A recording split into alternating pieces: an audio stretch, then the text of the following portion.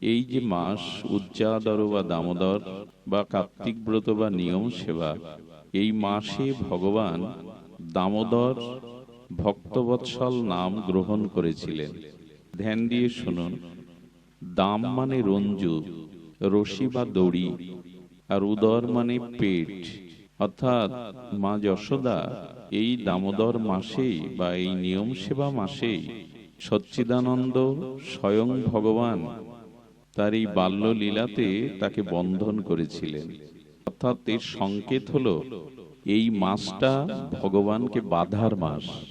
এই মাসটি ভগবানকে বাধার মাস। অন্য কোনো মাসে ভগবান এভাবে বন্ধন স্বীকার করেননি। তো এই মাসে ভগবানকে বন্ধনের মাস। রঞ্জু দিয়ে হস্ত এবং উদরকে বন্ধন করেছিলেন। আচ্ছা, আমরা কাকে বেঁধেছি? ভগবানকে। আমরা কাকে বেঁধেছি? আমরা সংসারকে বেঁধেছি, ভগবানকে না। আমরা স্ত্রী পুত্র দেহ গেহ সংসারের সুখ এই বন্ধনে বেঁধেছি। কি দিয়ে? আসক্তির দড়ি দিয়ে। এই যে আমার আমার আমি আমার, এই আসক্তি রঞ্জু দিয়ে মানে বাসনা দিয়ে আমরা সংসারকে বেঁধেছি। এই মাস যখন আসে তখন ভাগবত বললেন এবার সংসারের বাঁধনটা, ওই আসক্তিটা, সংসারের বন্ধন থেকে মুক্ত হয়ে ওই আসক্তি দিয়ে ভগবানকে বাঁধা। এটা বাধার মাস, এটা ভগবানকে বন্ধনের মাস। না হলে যাকে বাধা যায় না, যিনি অনন্ত অসীম অধরা বিভু, তিনি বন্ধন স্বীকার করলেন। আমরা যেন এই মাসে আমাদের যে সংসারের প্রতি আসক্তিতে বেঁধেছি, আসক্তির রঞ্জিত, সেই আসক্তি দিয়ে ভগবানকে বাঁধতে পারি। তবে আসক্তি ভগবানই দিতে গেলে কিছু নিয়ম পালন করতে হবে। তৎ ভগবানের জন্য কিছু করতে হবে আপনার। কারো জন্য কিছু না করলে, সেবা না করলে, তাকে স্মরণ না করলে, তার পিছু পিছু না চললে, তার সঙ্গ না করলে কারো প্রতি আসক্তি আসে? যাকে আমি চিনি না, জানি না, পরিচয় নেই, যার সাথে আমার সঙ্গ নেই, যাকে আমি সেবা করিনি, তার প্রতি টান আসবে? আসক্তি আসবে কি? তাহলে সংসারের আসক্তি দিয়ে যে সংসার আমরা বেঁধেছি, ওই একই আসক্তি দিয়ে যদি ভগবানকে বাঁধি, তবে সেটা কামনা না হয়ে, বাসনা না হয়ে, কাম না হয়ে প্রেম হবে। আসক্তি দিয়ে সংসারকে বাঁধলে হয় কাম, আর ওই একই আসক্তি অনুরাগ দিয়ে ভগবানকে বাঁধলে হয় প্রেম। এখন এটি ভগবানকে বাঁধবো, তার আগে অনুরাগ চাই। কথাগুলি খুব ধীর স্থির হয়ে শ্রবণ করুন।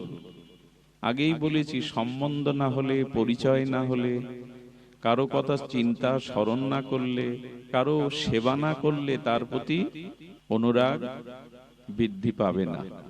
এই জন্য গোস্বামীপাদ বলেছেন, আনুকূল্যেন সর্বেন্দ্রিয় আনুকূল্যেন কৃষ্ণ অনুশীলনম। সর্ব ইন্দ্রিয় দিয়ে শ্রীকৃষ্ণের অনুকূল সেবা তাৎপর্যের নামই হলো উত্তমা ভক্তি। যেমন এখন আপনাদের সর্বেন্দ্রিয়গুলো কৃষ্ণ সুখের জন্য আপনারা অনুশীলন করছেন। কান এখন কি শুনছে আপনাদের? কর্ণ কি শুনছে? দেখুন, শাস্ত্রে আছে, আমাদের সনাতন যে সংস্কার, তাতে কান ছিদ্র করার সংস্কার আছে। যারা রাজা ক্ষত্রিয় তাদের কর্ণ ছিদ্র করতে হয়। এবং অনেক বীর মহাপুরুষের কান ছিদ্র আছে, আর মায়েদের তো করতেই হয়। এই কান ছিদ্রের বৈজ্ঞানিক একটি বিষয় আছে। আমরা বৈজ্ঞানিক বিষয়টা নাকি যদি আধ্যাত্মিক বিষয় নেই, তাহলে শাস্ত্রে বলছে যে কর্ণ ছিদ্রমূলে অলংকার পরানোটা বা কানের ভিতরে সোনার মাড়কি অনেকেই, অনেক পুরুষরাও দেয়, বলে এইটা কানের অলংকার না। কর্ণের অলংকার হলো কৃষ্ণ কথা শোনা, এটা হলো কানের প্রকৃত অলংকার। তো কর্ণ দিয়ে কৃষ্ণ কথা শোনা, সর্ব ইন্দ্রিয় দিয়ে শ্রীকৃষ্ণের অনুকূল যে সেবা, এরই নাম যদি উত্তম ভক্তি হয়, তো কর্ণ দিয়ে, চক্ষু দিয়ে, জিহ্বা দিয়ে, আমাদের চরণ দিয়ে, মানে এই সমস্ত দেহ দিয়ে যাতে কৃষ্ণ সুখের। আজকে আপনার দেহটা এখানে এসেছে, চরণ এসেছে হরিভক্তের নিকটে, ভগবত পরিমণ্ডলে। এখানে নয়ন দেখছে ভক্ত ভগবানের প্রেমময় মাধুর্যময় বিগ্রহ। এখানে কান শুনছে হরিনাম হরি কথা। এখানে স্পর্শ হচ্ছে ভক্তদের, এখানের বাতাসটাই ভক্তের অঙ্গের বাতাস, ভক্তি ভজনের অনুভূতির বাতাস ছড়িয়ে পড়েছে। অর্থাৎ এখন আমাদের একটু পরে আমরা প্রসাদ পাবো, সেটাও গোবিন্দে নিবেদিত, প্রসাদ গোবিন্দে। অর্থাৎ ভাগবতে এলে সর্ব ইন্দ্রিয়গুলো ভগবানের সেবার জন্য ভক্তিতে তাৎপর্য। এটা অন্যখানে গেলে হয় না। আমি তো খুব দ্রুত বলে গেলাম, ভাগবতেই একমাত্র সমস্ত ইন্দ্রিয়গুলো হাত দিয়ে এখানে কি করেন, হাততালি দেন, কীর্তন করেন, দুবাহু প্রসারিত করেন, চরণ দিয়ে এখানে এসেছেন, উদরে গোবিন্দের প্রসাদ যাচ্ছে, জিহ্বায় ভগবানের নাম হরিবল জয় রাধে উচ্চারণ করছেন, এখানে মাথাটা গোবিন্দের চরণে ভক্ত চরণে নোয়াচ্ছেন। মানে সমস্ত ইন্দ্রিয়গুলি ভগবানের আনন্দ সেবার জন্য পর্যবেসিত হচ্ছে। আর এরই নাম ভক্তি, এরই নাম ভক্তি। এই জন্য ভাগবত শুনলে পূর্ণ হয় না, ভাগবত শুনলে ভাগবতে এলে ভক্তি হয়। পূর্ণ খুব বড় জিনিস না, ও দান ধ্যান তীর্থযাত্রা এসব করলে পূর্ণ হয়, কিন্তু ভক্তি সহজে পাওয়া যায় না। পূর্ণের দ্বারা আপনি ধনীর ঘরে জন্মাবেন, স্বর্গে যাবেন, এটা বড় পাওয়া না। কিন্তু ভক্তির দ্বারা ভগবানকে পাওয়া যাবে, ভগবানকে বশীভূত করা যাবে, ভগবানকে বাঁধা যাবে, এটি অনেক বড়। ভগবান অন্যকে স্বর্গ দেন, মুক্তি দেন, ঐশ্বর্য দেন, বিভূতি দেন, ভক্তি দিতে চান না। তো সর্বেন্দ্রিয় আনুকূল্যে কৃষ্ণ অনুশীলন যদি ভক্তি উত্তম হয়, তাহলে কর্ণের অলংকার কোনটি? কৃষ্ণ কথা কানে তো শোনা দেই, আর হরি কথাও শোনা। এখন আপনার হরি কথা শুনছেন, কর্ণে স্বর্ণ দেওয়া মানে অলংকার, কিন্তু প্রকৃত অলংকার হলো কানে কৃষ্ণ কথা শোনা, এটি শোনা। তো সর্ব ইন্দ্রিয় দিয়ে ভগবানের অনুশীলন করে যে বন্ধনটা আসক্তিটা সংসারকে দিয়েছে, ওটা গোবিন্দকে দিন। তা দিলে কি করতে হবে? এই সর্বেন্দ্রিয় ভগবানের সেবায় লাগাতে হবে। এই জন্য এই মাসে ভোরবেলা উঠতে হবে। আজকে যারা শুনছেন দামোদর ব্রত কথা, ইতিপূর্বে শুনেছেন, ভগবানে আসক্তি আসতে গেলে, মমতা দিয়ে আসক্তি দিয়ে প্রেম ডোরে ভগবানকে ভক্তির ডোরে বাঁধতে গেলে তার জন্য কিছু করতে হবে আপনার। কারো জন্য কিছু না করলে তার প্রতি দায়িত্ব, অনুরাগ এগুলি বাড়ে না। দেখুন, একটি পাত্র পাত্রী মানে একটি যুবক যুবতী, তাদের সাথে পূর্ব পরিচয় নেই, তাদের গুরুজনেরা তাদের বিবাহ স্থির করলো, এক সপ্তাহ আগেও দুদিন আগেও বরবধূ কাউকে চেনে না। পুরোহিতের বৈদিক মন্ত্র, দেবদ্বিজ ব্রাহ্মণ অগ্নিসাক্ষী করে বিবাহের পরদিন থেকে তারা সুখ দুঃখের সাথী হয়ে গেল। একে অপরের প্রতি তাদের টান অনুরাগ বেড়ে গেল।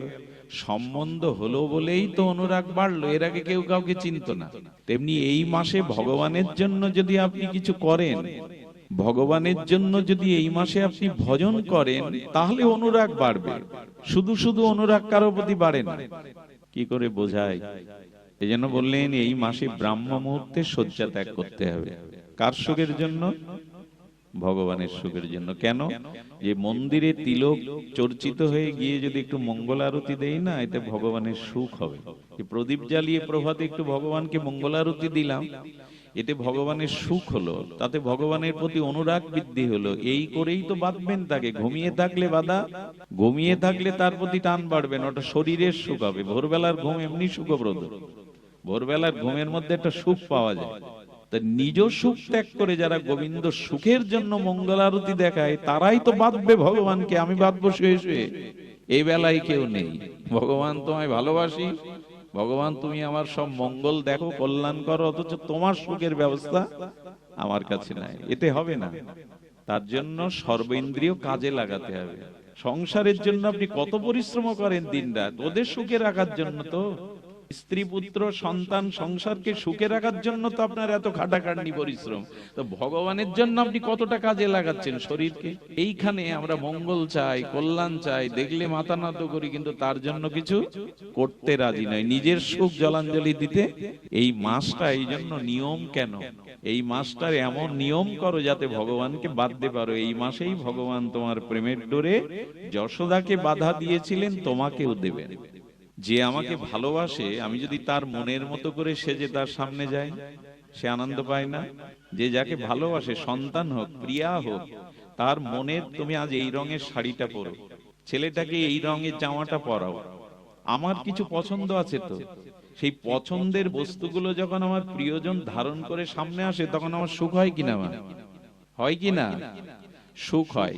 তেমনি গোবিন্দ বললেন, দাদার সঙ্গে তিলক নিয়ে যারা আমার সামনে আসে তাদের এই অলংকার দেখলে আমারও সুখ হয়, যেন এই মাসে একটু তিলক নিতে হবে, রাধাকুণ্ডে রজ মাখতে হবে, গোপীচন্দন মাখতে হবে, সে সাদা কালো যাই পারেন। তার সামনে নববধূ যার বিবাহ হচ্ছে তাকে না সাজালে, কন্যাকে বধূরূপে না সাজালে মানায়। এই দিন তাকে অনুরাগের রঙে সাজানো হয়, যাতে তার এই রূপ সৌন্দর্য মাধুর্যে আর সকলেই আনন্দ পায়। তেমনি ভগবানের সামনে মা যশোদা গোপালকে প্রভাতে খেতে দেবেন আর সেবা করবেন বলে স্নান করেছেন, নূতন ধৌত পবিত্র বস্ত্র পরেছেন, পরে দধিমন্থন করছেন। একদা নন্দ গৃহাদেশু কার্যন্তরসু দধিমন্থন, দধিমন্থন যশোদা নিজে করছেন। বললেন, মা গোপালকে খেতে দেবে, তাতে স্নান করার কি আছে? ভোরবেলা এত ঠান্ডায় কেন স্নান করলে? নিজের ছেলেকে খেতে দেবে, তা ঠিক আছে, স্নান করে নিজেকে সুন্দর করে তিলকমালা নেওয়ার কি আছে? যশোদা মা উত্তর দিলেন যে কোন মাই চায় না, বাৎসল্যময়ী মা চায় না যে বাসি কাপড়ে বাসি দেহে সন্তানকে সেবা করালে যদি সে অসুস্থ হয়। এই জন্য মা সন্তানের মঙ্গলের জন্যই পবিত্র হয়ে স্নান করে এসে তাকে খাওয়ায়। তো ভগবানকেও যদি আমি ভালোবাসি, তার সামনে এরকম যেতে পারবো স্নান না করে, তিলকমালা না নিয়ে? কিছু কিছু মানুষ কি বলে জানেন, কলিযুগ তো খুব তর্কের যুগ, আর এখানে আমরা ভগবানের প্রতি আমাদের তর্কই আছে, বিশ্বাস শ্রদ্ধা নেই। বলে কি, মন ঠিক থাকলে হলে আবার স্নান করার কি দরকার? কি সুন্দর কথা! এই কথা কোথায় পেয়েছেন যে মন ঠিক থাকলে সব হলো? ওই দেখুন যশোদাকে দেখুন, ভগবান যার কোলে শিশু রূপে এসছে, সেও স্নান করে তিলক নিয়ে গোপালকে ওই মাখন খাওয়াবে বলে মন্থন করছেন। একদা গৃহাদেশু নন্দ গেহিনী কার্যন্তরসু, তিনি কার্য করছেন দধিমন্থন। কেন করছেন? যে বাসি কাপড়ে বাসি শরীরে সন্তানকে খেতে দিলে অসুস্থ হতে পারে।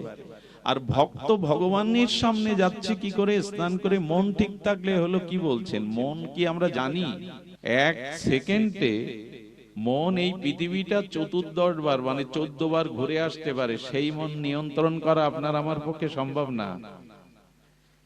যার রথের সারথি কৃষ্ণ, সেই অর্জুন কৃষ্ণকে বলছেন, চঞ্চলাহি মন কৃষ্ণ, হে কৃষ্ণ আমার মন চঞ্চল। বায়ুকে রুদ্ধ করা সম্ভব, কিন্তু যুগ যুগান্তর তপস্যা করে ঋষিমুনিরা পাচ্ছে না, আর আপনি হুট করে বলে দিলেন মন ঠিক থাকলে হলো। তোমাদের অত আচার বিচার রাখো, এসব কথা বলবেন, এটা শাস্ত্রীয় কথা না।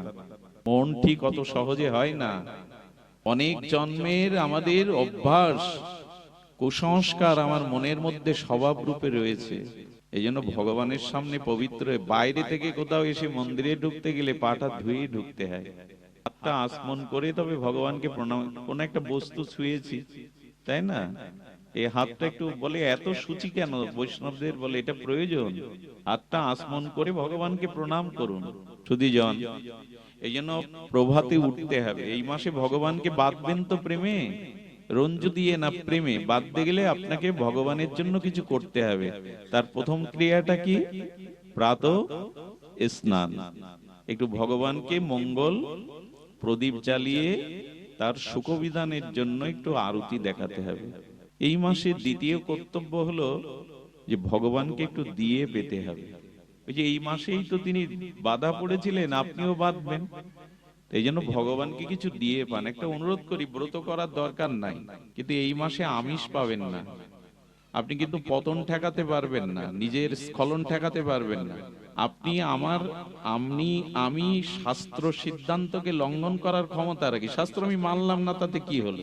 কিন্তু শাস্ত্র না মেনে দেখুন এই শাস্ত্র কতটা সাজা দেওয়ার ক্ষমতা রাখে আপনাকে। একবার শাস্ত্র অমান্য করে দেখুন। শাস্ত্রের অক্ষরগুলো অক্ষর না, এর একটা মূর্তি আছে। যেমন গঙ্গার একটা মূর্তি আছে, আর গঙ্গা দ্রবীভূত হয়ে জল রূপে বইছে, কিন্তু গঙ্গার একটা মূর্তি আছে। তেমন এই ভাগবতের অক্ষরগুলো একটা মূর্তি আছে ভগবত নামে, ওটা অক্ষর রূপে নেমে এসেছে।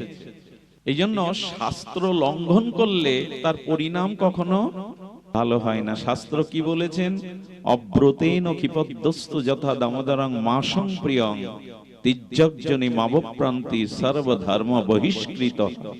শুনলে ভয় হয়, আমি বলছি তো আমার লোম খাড়া দিচ্ছে।